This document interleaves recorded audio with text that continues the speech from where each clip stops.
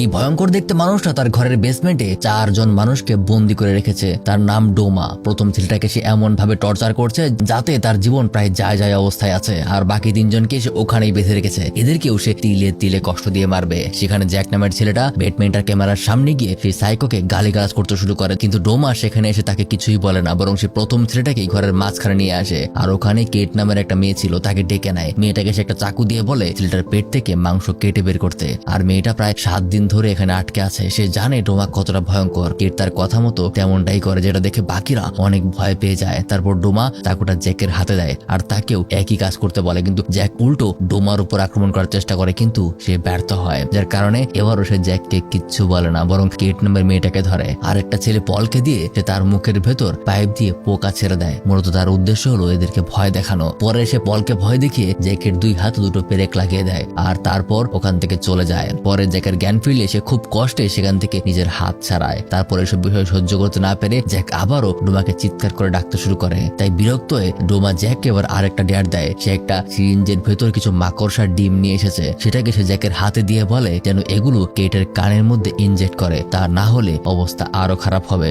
তার সাথে পেরে ওঠা সম্ভব না, তাই তাকে তার কথা মতো তেমনটাই করতে হবে। সে কোনো কিছু চিন্তা না করেই ডোমার উপর আবার আক্রমণ করে, কিন্তু ডোমা একাই তাদের সবাইকে হারিয়ে দেয়। আর এই ঘটনার শাস্তি স্বরূপ এবার সে পলকে ধরে আর তার এক চোখ অন্ধ করে দেয়। তারপর তাদেরকে এভাবে রেখেই চলে যায়, কিন্তু সেখানে একটা চাকু সে রেখে গিয়েছিল। এই চাকু নিয়ে পল এবার জেকের সাথে মারামারি শুরু করে দেয়। যার হাতে চাকু থাকবে সে ওই সাইকোটাকে আঘাত করে এখান থেকে পালিয়ে যাওয়ার সুযোগ পাবে, কিন্তু এভাবেই হাতাহাতির মধ্যে সেই চাকু পলের মুখ দিয়ে ঢুকে যায়, যার কারণে পল সেখানেই শেষ হয়ে যায়। এমনকি তাদের সেই প্রথম ছেলেটাও এতক্ষণে মারা গিয়েছে, অর্থাৎ এখন মাত্র তারা 2 জন বেঁচে আছে। সেখানে জ্যাক কেটের সাথে বুদ্ধি করে। সে সিনেমায় দেখেছিল সাইকোদের প্রশংসা করলে তারা অনেক খুশি হয়। এর পরের বার ডোমা যখন সেখানে আসে জ্যাক তার প্রশংসা করতে শুরু করে। এটা আসলেও কাজে লেগে যায়, আর সেখানে তারা সাইকোর আসল চেহারাটাও দেখতে পায়।